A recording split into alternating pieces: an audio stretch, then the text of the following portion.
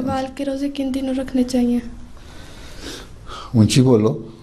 شوال کے روزے کن دنوں رکھنے چاہیے؟ شوال کیا ہوتا ہے؟ جو شوال ایک مہینے کا نام ہے نا. رمضان کے بعد مہینہ آتا ہے, ہاں جی. اس کا نام شوال ہے نا, ٹھیک ہے نا. اس مہینے میں تم رکھ سکتی ہو. ضروری نہیں ہے کہ فوری طور پہ پہلے یکم شوال کو عید ہے تو 2 سے روزے رکھنا ضروری نہیں ہے. 6 روزے اگر رکھ لو ہیں تو اس لگاتار 6 بھی رکھ سکتی ہو, اور اس پورے مہینے میں 6 بھی رکھ سکتی ہو.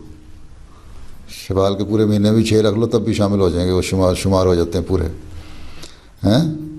ضروری نہیں لگاتار 6 رکھنے, یہ ضروری ہے کہ شوال کے مہینے میں رکھ لیں. پھر آنسر نے فرمایا تمہارے جو 30 روزے رمضان کے 29 روزے رمضان کے اور یہ ملا کے تو 360 روزے پورے ہو جائیں گے. پورے سال کو ایک مثال دی ہے کہ اس طرح تمثیلی رنگ میں تم پورے 1 سال کے روزے جس میں رکھ لیتی ہو. اسلامی مہینہ جو ہوتا ہے یہ 29 دن کا ہوتا ہے, 30 دن کا, ٹھیک ہے نا. 360 دنوں میں 3 دن کا ہوتا ہے سال, تو 6 روزے شامل کر کے اس میں تو 360 پورے ہو جاتے ہیں, ٹھیک ہے. یعنی کہ ایک روزہ 10 دن کے برابر ہو گیا اگر صحیح طرح روزہ رکھا ہے. شوال کے روزے شوال کے مہینے میں ہی رکھنے چاہیے. یہ ضروری نہیں ہے کہ لگاتار رکھو. نمبر 1, اگر تمہارے روزے رمضان میں چھٹ جاتے ہیں, پورے نہیں رکھ سکتے, تو شوال کے مہینے میں شوال کے روزے رکھ لو, اور جو رمضان کے چھٹے ہوئے روزے ہیں وہ باقی سال کے کسی دوسرے حصے میں پورے کر لو, ٹھیک ہے.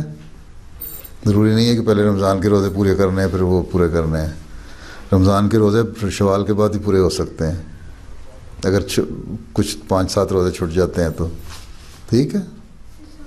شالا میرا جیوے آقا دن آقا دے پریت ہوئے, لشکر مہدی دا ساری دنیا تے جیت ہوئے.